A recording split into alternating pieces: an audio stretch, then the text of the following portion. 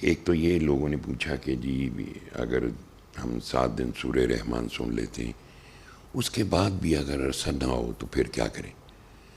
تو ایسا سوال سارے کرتے ہیں کہ جیسے اس میں کوئی سننے کا میں کوئی قرآن سے ریلیٹڈ کوئی مسئلہ ہے یا کیا ہے مسئلہ، آخر ایشو کیا ہے؟ میں تو بڑا سیدھا سا سوال کرتا ہوں، اگر آپ کو کوئی برا لفظ کہے یا آپ کو گالی دے تو آپ کو کتنا برا لگتا ہوگا، خون کھولتا ہے، رونگٹے کھڑے ہو جاتے ہیں، اتنا ہائپر ہو جاتا ہے انسان۔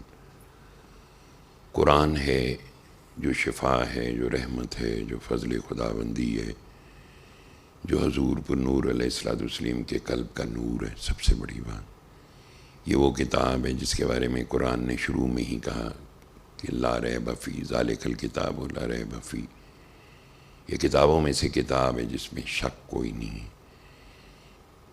مسئلہ یہ ہے کہ ہم اینٹی بائیوٹک اور دوائیاں کھا کھا کے 5 سے 7 دن کا کورس کر کے اس کے عادی ہو جاتے ہیں کہ ہم پورے کیور ہو جاتے ہیں۔ دوائی تو آپ تب بھی کھا رہے ہوتے ہیں۔ بیماری اصل میں ہمارے اپنی قلب کے اندر ایک تاریکی کے سبب ہے۔ جب قلب کے اوپر دباؤ پڑتا ہے، اب آپ پوچھیں گے کس چیز کا دباؤ پڑتا ہے؟ ہم رہتے روشنیوں میں لیکن ہمارا قلب تاریکی میں۔ قلب تاریکی سے مراد یہ ہے کہ اس کی جو روشنی ہے وہ محبت ہے، اس کی صفت محبت ہے۔ یہ اللہ کی 2 انگلیوں میں اللہ اس سے گھماتا ہے دل کو۔ حضرت علی کرم اللہ وجہہ نے اسے پیالے سے تشبیہ دی کہ دل ایک پیالہ ہے۔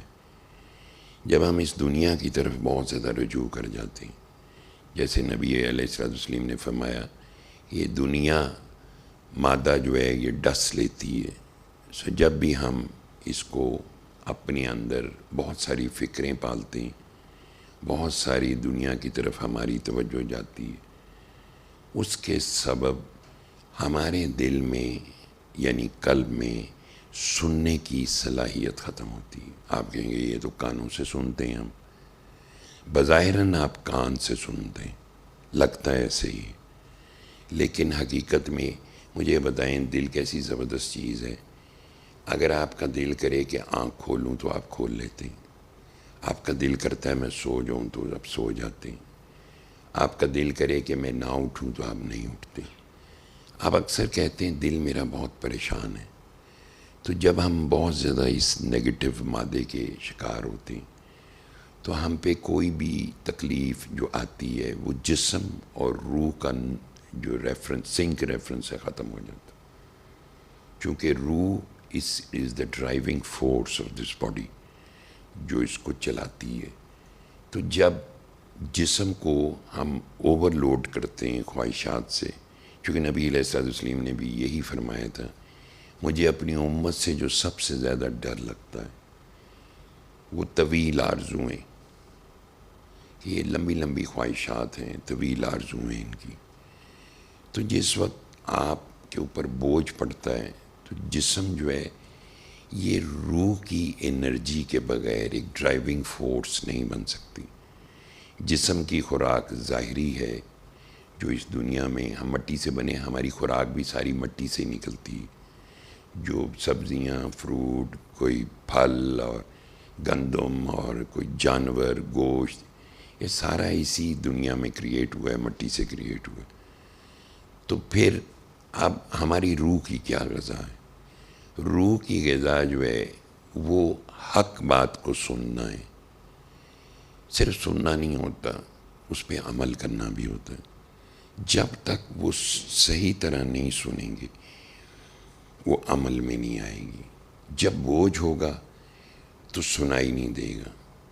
اگر سلطان باہو یہ کہتے ہیں کہ سنیا سخن تے گئیاں کھلکھیاں اساں چت مولا واللہ ہو، ہم نے ایسا کلام سنا ہے کہ ہماری دل کی آنکھ کھل گئی۔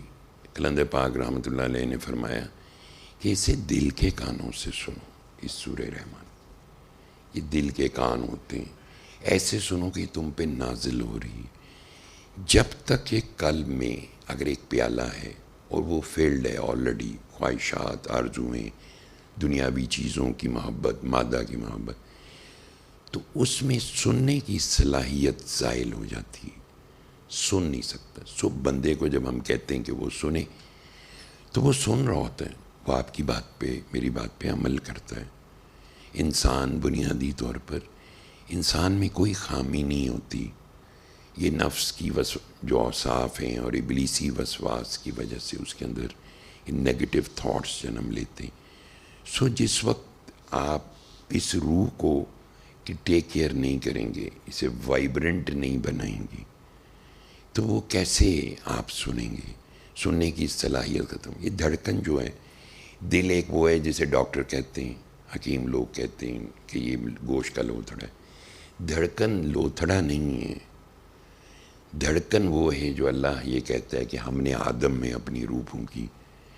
سو جو جس دیش سے تعلق رکھتی ہے اس کی غذا بھی اسی دیش کی ہے.